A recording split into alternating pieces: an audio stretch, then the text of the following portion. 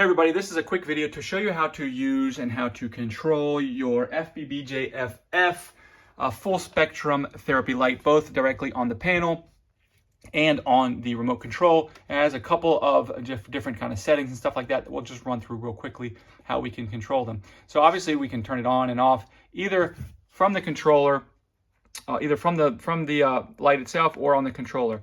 Now, once it's turned on, if we want to we can turn the timer on. So we can turn the timer on by either just hitting the timer button on the remote, and you'll see this will start to blink.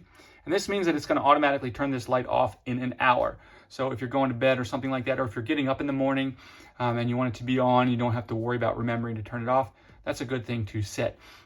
You can also activate that. I can also do that directly from here.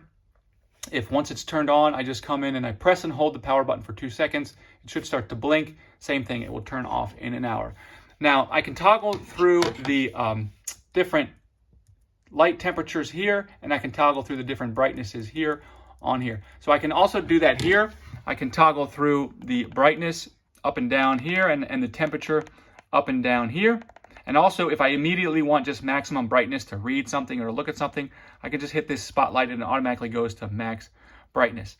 Then it has just some other automatic settings here that I can use.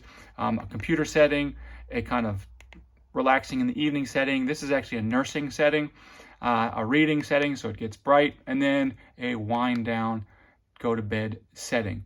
So if you're interested in this, I'll go ahead and put a link in the description. And if you're having trouble getting this paired, there's actually a separate video. You can click here. I'll put it up here. You can see how to pair this remote with this lamp if you ever have that issue.